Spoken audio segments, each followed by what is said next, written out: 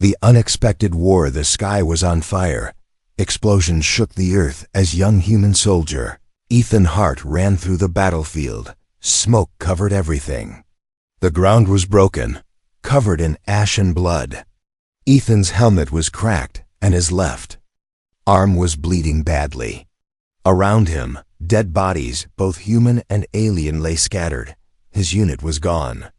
No radio, no orders. Only chaos. "This wasn't supposed to happen," he whispered, stumbling over a broken rifle. "They said it was a peace mission." But the aliens didn't care about peace.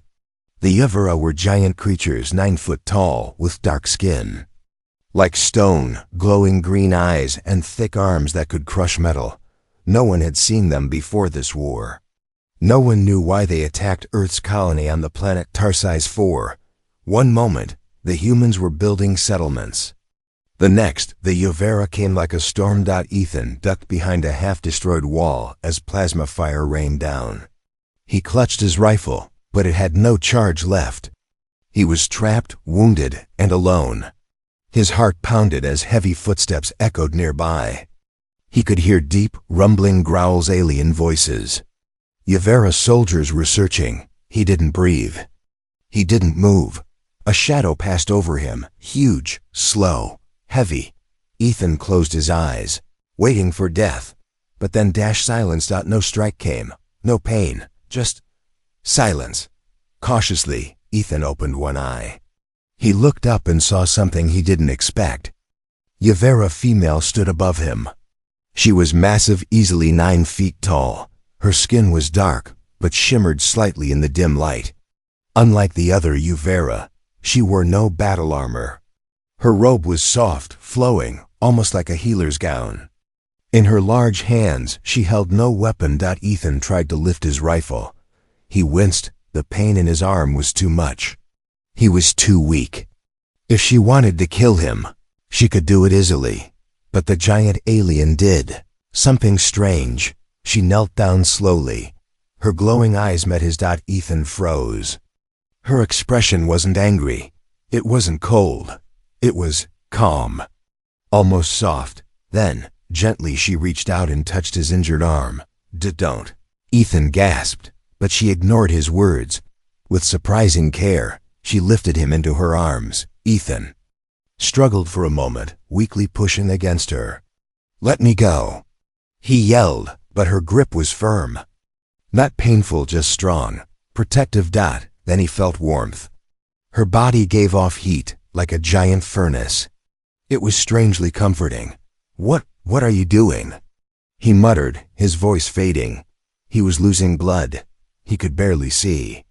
His head fell against her shoulder, and before darkness took him, he heard a low hum, a soft, deep sound like a lullaby. The alien was singing. Ethan didn't know how long he was unconscious, but when he woke up, he wasn't on the battlefield anymore. He was lying on soft moss inside a glowing cave.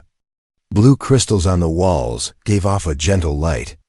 Alien symbols glowed faintly above him. The air was warm and smelled of herbs.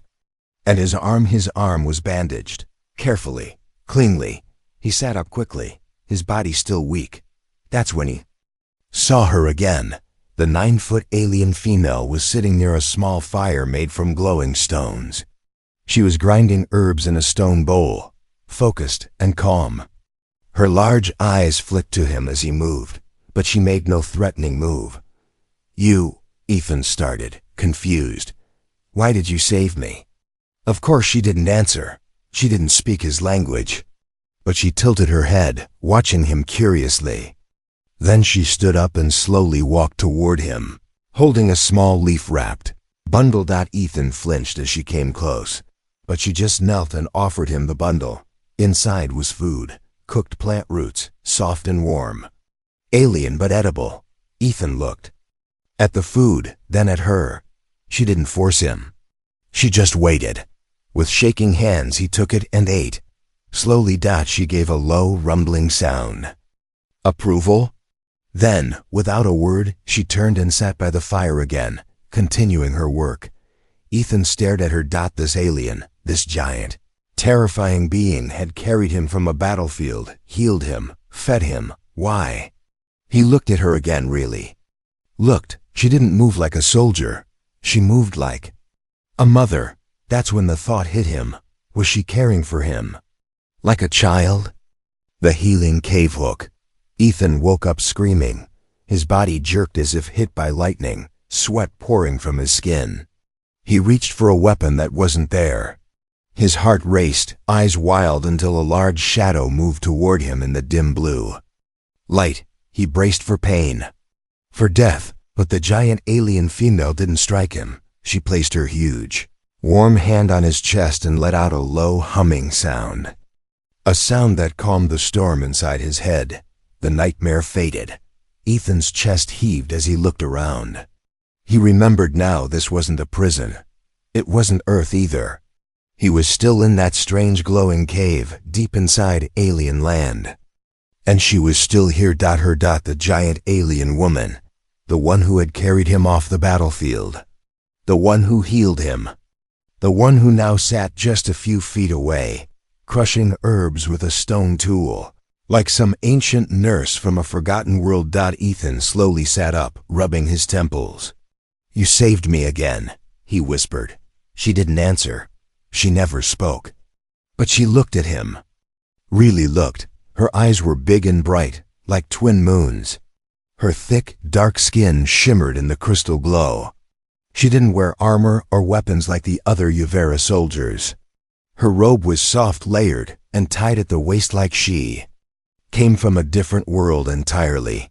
Ethan stared at the bandages on his arm, carefully wrapped. No pain now. Who was she? Why was she treating him like this? He watched as she walked over to a tall shelf of stones and vines and picked up something, an object made of wood and metal. His instincts kicked in. Weapon? No. It was a small water pouch. She knelt beside him, opened the pouch, and held it out. Ethan took a sip. Cool. Clean. Not poison. Then she gently placed a large hand on his back and guided him to lie down again. Like a nurse. No, like a caretaker, a mother. But she was a Yuvera. And the Yuvera had killed dozens, maybe hundreds of his people. So why was she different? Hours passed. Ethan rested. His body needed it, and strangely, so did his mind. He had never felt this kind of care before, not even back on Earth. Orphaned young, raised in the system, trained as a soldier, loved by no one. But this alien, this 9-foot giant, tended to him with patience and warmth. Later that night, as blue shadows danced along the walls, she brought a strange liquid in a carved bowl. She dipped a thick cloth in it and gently cleaned his arm again. He winced. She paused, waiting for his nod, then continued, slow, gentle. "Why are you doing this?" he asked softly, even knowing she couldn't understand.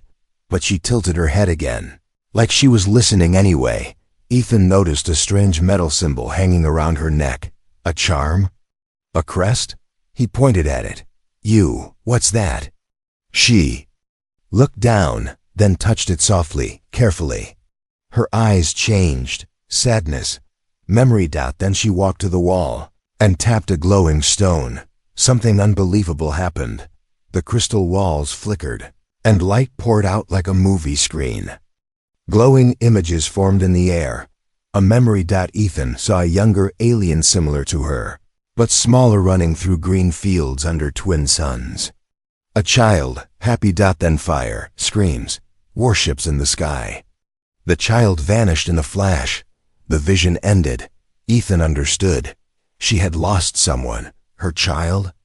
Now she was here, taking care of him, because he reminded her of that child. Ethan felt something shift inside him. All his life, he had fought, trained, survived. But now he felt safe. Because of her. He looked up at her. This strange giant who had become his protector. He didn't even know her name. So he whispered, "Mira. That's what I'll call you, Mira." She looked at him again. A soft sound escaped her throat, something like a hum. Maybe she liked it. That night, As Ethan lay on a soft bed of moss, he watched Mira move quietly around the cave, checking herbs and feeding small glowing creatures that chirped like birds. She moved with calm purpose, like this was normal for her, like she had done this many times. But this time, it was for him. The war still raged out there. But in here, in this glowing cave under the alien sky, Ethan wasn't a soldier. He was something else. He was cared for. Gentle giantess Hook, Ethan wasn't dreaming. He was being held, warm, safe, wrapped in arms the size of tree trunks. He opened his eyes and found himself cradled like a child in Myra's lap. Her deep, slow breathing rumbled in his ears. A soft humming vibrated through her chest. For a second, he forgot he was human, forgot he was at war. It was still dark in the glowing cave, but a soft blue light flickered from the crystals on the ceiling. Ethan blinked, confused. He had fallen asleep hours ago on the moss bed. Why was he in her arms? Then he remembered, the shaking, the sweat, the nightmare. He must have cried out. And Mira had come. She hadn't left him lying there. She had picked him up. Now she sat on the stone floor, holding him like a mother would hold a scared child. Ethan didn't know what to say. He didn't want to move. Not yet, because something deep inside him, a part he didn't know was broken, was finally being healed. When the light grew brighter, Mira gently set him down again. She stood slowly, her back tall and strong, and walked to a corner of the cave. Ethan watched her. She was graceful in a way that didn't match her size. Her long legs moved with balance, her arms never swinging too wildly. She moved like a dancer? No, like a caretaker who had done this 1,000 times. She picked up a wooden bucket of fresh water and poured it into a small pool near the fire. Then, turning to Ethan, she made a slow beckoning motion with her hand. Me? Ethan asked. She nodded once. Ethan got up slowly, still sore but stronger than before. He walked to the pool and looked down. His reflection was rough hair a mess, skin dirty, and eyes red from restless nights. But the bandages were clean. His wounds were healing. His body had color again. Mira motioned toward the water again. Wash? He guessed. She gave a small nod. He knelt and began splashing water on his face and arms. It was warm, somehow heated by the crystals. When he was done, Mira handed him something. A long robe, alien, but soft and clean. He took it. Thanks, he muttered. Myra turned around to give him privacy. That simple act surprised him, even among humans. Not many showed such respect. Later, they sat together by the fire. Mira crushed more herbs into powder and mixed them with a thick blue paste. She spread the paste on a leaf and gently pressed it onto his side, where a bruise was still dark. Ethan hissed. Ow! She paused. It's okay, he said quickly. Just surprised me. She continued, more gently this time. Her huge hands could snap him in half. But they moved with the care of someone afraid to cause even the smallest pain.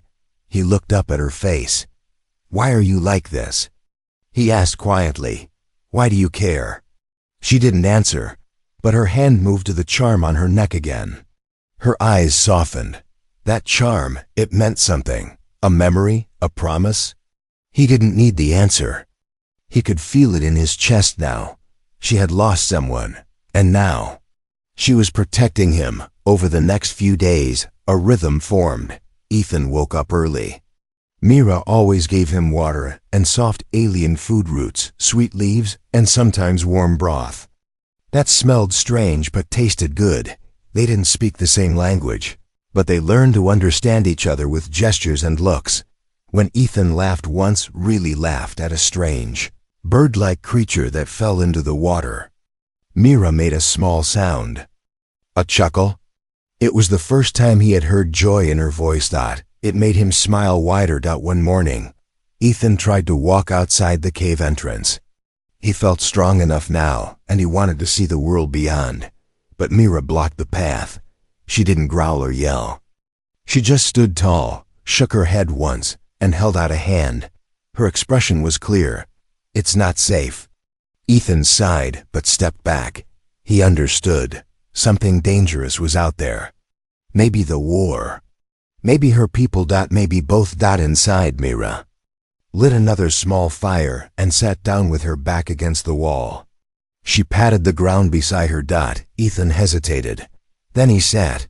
She wrapped one long arm around his back, not tight, just present, warm. He leaned into her. And in that moment, he stopped feeling like a soldier. He felt like a child again. But this time, a child who was finally loved. Secrets of the Yavura hook. Ethan found the wall by accident. He was exploring the back of the cave, touching strange symbols, when one suddenly lit up beneath his fingers. Then everything changed. The wall opened, not with a sound, but with light. Blue lines spread like veins, forming images in the air. Moving pictures. Alien memories. Ethan stepped back, eyes wide. Mira looked up from her corner, saw the glowing wall, and froze. He expected her to rush forward and stop him, but she didn't. She walked to the wall, slowly, quietly, and stood beside him. Her face was unreadable. She placed her large hand on one of the symbols. It glowed brighter. The pictures changed. This was no wall. It was a memory archive. The images showed another world: green skies, giant trees with silver leaves, and rivers that shimmered like light. Ethan watched Yavura families walking together. They were peaceful, laughing, some tall like Mira, others smaller, children. Then the tone shifted. Strange ships appeared in the sky. Explosions followed. The green skies turned red. Buildings fell. Forests burned. Children screamed. Mira's hand clenched into a fist. Ethan looked up at her. "This is your home, isn't it?" She didn't speak, but he knew. He felt it in her silence. One image lingered longer than the rest. A young Yavura child standing by a river, holding a round medal. "Charm." Ethan gasped. It was the same symbol Mira wore around her neck. He pointed to it. "Your child?" She nodded slowly. Her hand moved to her chest, covering the charm. Then she tapped another symbol. This time, the pictures were of the Yavura preparing for war. Their peaceful world was gone. Now they built armor. They trained with weapons. They sent their strongest into space.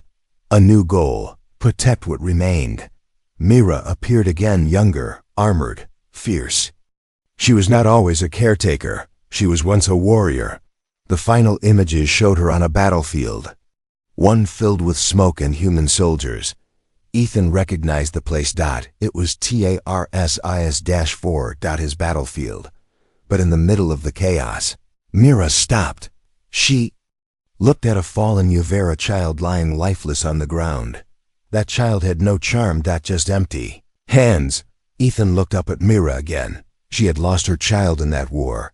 And when she saw Ethan, wounded and alone, she had seen him not as an enemy, but as a second chance. He sat down on the cave floor, overwhelmed. "I thought your people hated us," he said softly. "I thought you wanted us dead." Mira crouched beside him. She reached out and touched his shoulder.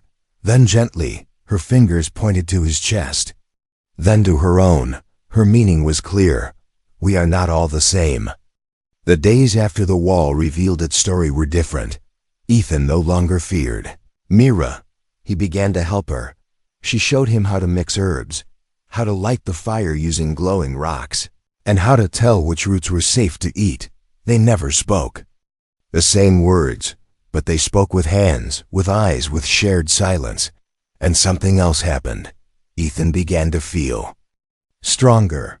Not just physically. Inside, he felt peace. A strange peace in the middle of a war. One night, as they sat by the pool of water, Ethan saw Mira staring at the glowing surface. Her face looked distant, like she was remembering something far away. Ethan gently touched her arm. "You miss them, don't you?" She looked at him. Did she understand? She didn't need to nod. Her silence spoke louder than words. Then, to his surprise, She reached out and touched his face. Her fingers were large, but gentle. She traced the edge of his jaw and rested her hand. There for a moment, it wasn't romantic, it was an alien, it was something deeper, it was care, real care. That night, as Ethan lay in his bed of moss, he stared up at the cave ceiling. He thought about the humans outside. His people. His orders. He also thought about Myra, the enemy. The protector, the mother who wasn't his, but somehow was. Maybe, he whispered to the dark, we were all wrong about each other. He closed his eyes and dreamed of green skies and silver trees. Human and alien bond hook. The first sign was the shivering, then came the heat. Ethan's body, once strong enough to walk and laugh, now shook under layers of blankets. His skin burned like fire, but his lips were ice cold. Mira placed her hand on his forehead and pulled back sharply. She had felt this before. This was death trying to return. Ethan had grown better over the past weeks, learning Mira's ways, smiling again. But deep inside, something had been waiting. A tiny wound, not fully healed. A silent infection, hidden. Now it was back and angry. Myra didn't panic. She moved quickly, grabbing her healing herbs, her stone tools. The water infused with glowing roots, but nothing worked. Ethan tossed and turned in the moss bed, groaning in pain. His breath became short, chest rising fast. He called her name, half awake. Not Myra. Mom. Mira sat beside him, holding a wet cloth to his forehead. Her hands were too large to touch his face the way a human might. But she tried. She sang her deep, low song again, a humming lullaby passed down from her people. One meant to keep children calm in storms. But now the storm was inside Ethan. She would not let it take him. Hours passed. Then a full day. Ethan slipped in and out of sleep, saying strange words in his language. Sometimes crying, sometimes smiling at things only he could see. Mira didn't sleep. Not for a second. She sat beside him with eyes half glowing, watching, waiting. She chewed bitter black leaves and fed him drops of their juice. She pressed warm stones to his chest. She even opened a hidden crystal pocket in the wall, a place she had never touched since her own child died. Inside was a small jar. She took it with shaking hands. Inside was powder from a rare flower, grown only in the deep valleys of her home planet. One dose could help or kill. She didn't hesitate. She mixed it with water, placed her arm under Ethan's neck, and helped him drink it. Live, she whispered in her own alien tongue. Please, live. Time disappeared. Then at last, Ethan opened his eyes. The fever had broken. He was weak, soaked in sweat, but alive. He whispered. She leaned forward, her giant face filling his vision. You stayed, he said with a faint smile. She made a low sound. Not quite a word, but close. Relief washed over her like a wave. She gently pulled him into her arms. And for the first time, Ethan did not resist. In the days that followed, he recovered slowly. Mira kept him warm, fed him soft foods, and helped him walk again, holding his body carefully like he was made of glass. One morning, Ethan stood by the small pool and saw his reflection again. He barely recognized himself. Not because of the sickness, but because of the peace in his eyes. He turned to Mira, who was preparing a fresh batch of healing paste. Why did you fight for me so hard? He asked. She looked at him. Then pointed to her chest, and then to his. Ethan nodded. Yeah, same inside.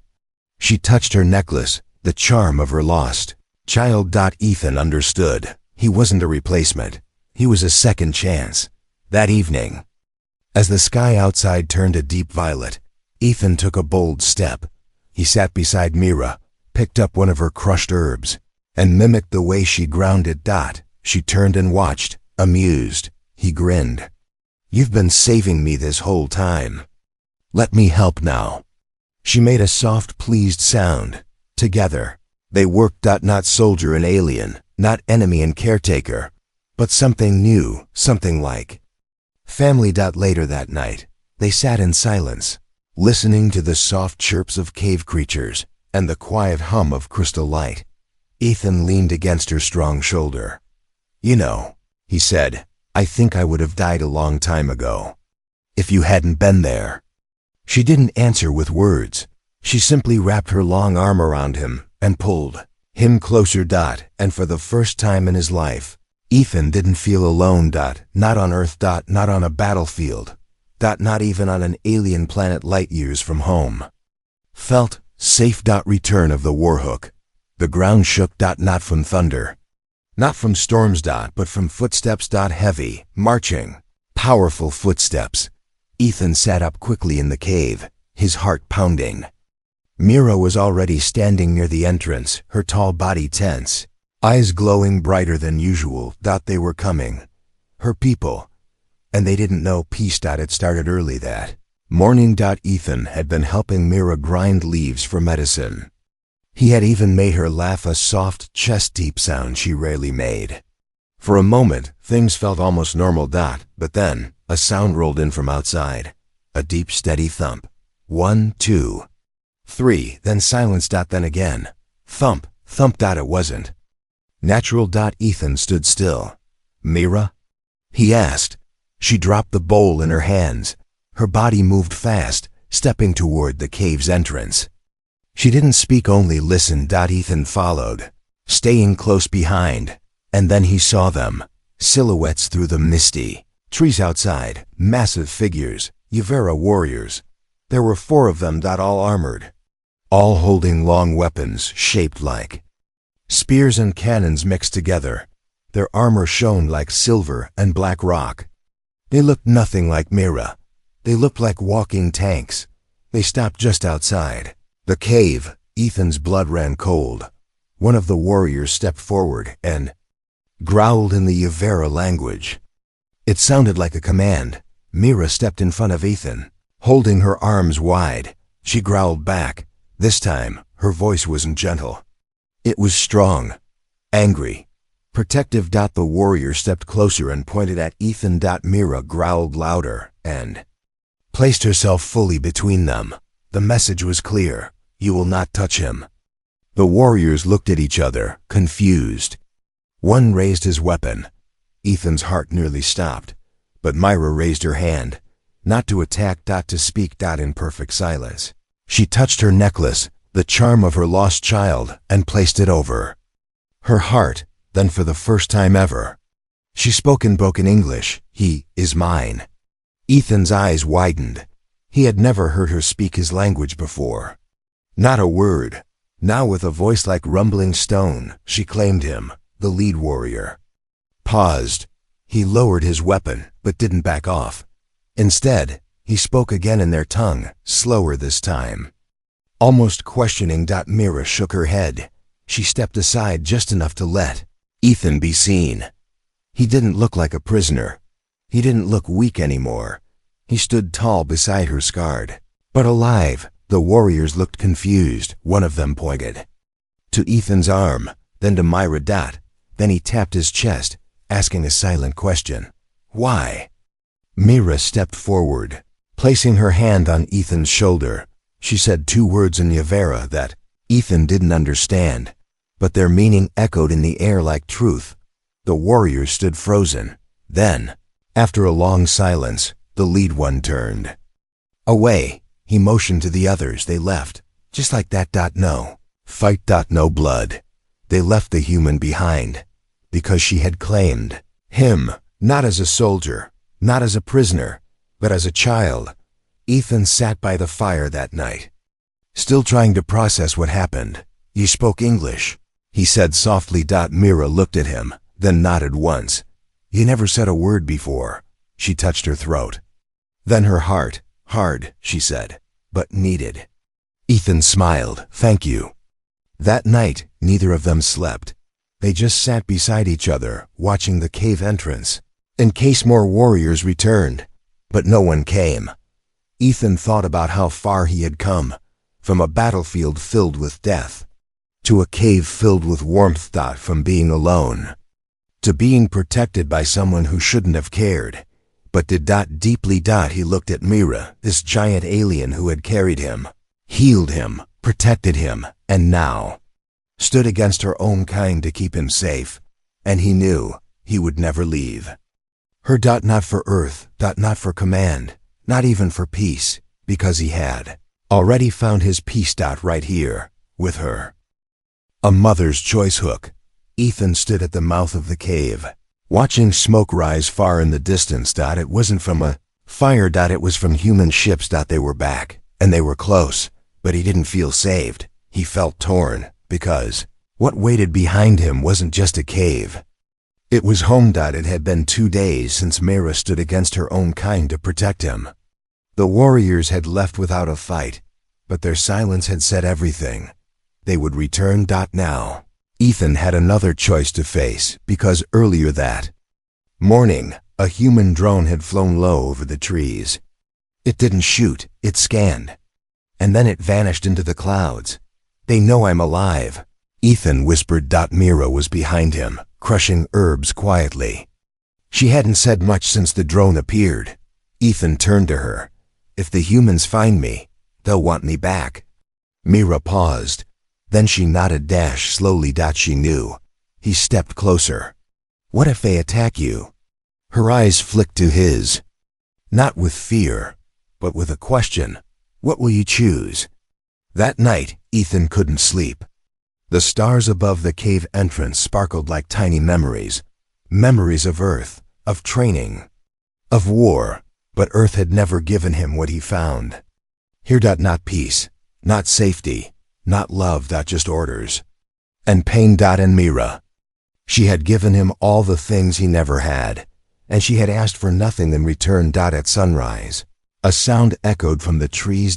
Engines. Ethan moved fast, running to the edge of the hill above the forest. A human shuttle was landing in a clearing. 6 soldiers stepped out. One of them looked straight up the hill and raised his weapon. They had found him. Ethan raised his hands and stepped forward slowly. "I'm alive," he shouted. "I'm not a prisoner." The soldiers paused. One of them lowered his gun. "Private Ethan Hart?" The lead officer shouted. "You're coming with us," Ethan swallowed. "I can explain," another voice shouted from behind the trees. Enemy movement to the left. Weapons turned. Straight toward Mira. She had followed him. Standing tall among the trees, she looked down at the humans. Her hands were open. No weapons. No threat. But the soldiers didn't know her. They just saw a Yvera. "Don't shoot!" Ethan screamed. Too late. One soldier fired a warning shot. It hit the tree near Myra's leg. She didn't flinch. Ethan ran between them, arms spread. "She's not the enemy." "Move, Hart," the commander shouted. "She saved my life. She's an alien. She's my family." Silence. Heavy. Unbelievable silence. The soldiers looked at each other. Then at Ethan. Then at the giant who stood behind him like a guardian. He turned and looked at Mira. She wasn't angry. She wasn't scared. She was calm. She placed her large hand on his back. Then gently, she stepped away. Ethan turned. "What are you doing?" She gave him one long look, then pressed her necklace, the child's charm, into his hand. Her eyes said everything. "Go live." He shook his head, tearing up. "No, I'm not leaving you." She looked at the human shuttle. Then at him. Then back to the forest. She placed her hand on her chest, then pointed to his. "You are in here." The humans didn't fire. They didn't speak. They just watched. As Ethan walked toward them slowly. Then stopped. He turned back. Mira was already fading into the trees. Her last look was proud. Not sad. Not broken. She had made her choice, and so had he. 2 weeks later, Ethan sat in a clean medical tent at a human outpost, holding the charm she gave him. They asked him many questions. About the cave. About the Yvera. About her. He answered truthfully. He told them everything, but what he didn't say was where she had gone. Some things don't need to be shared. Some bonds can't be explained. The war would continue. The battles would go on, but somewhere in a forest on Tarsi's 4. A 9-foot alien mother still watched the skies, waiting for the day her son might return.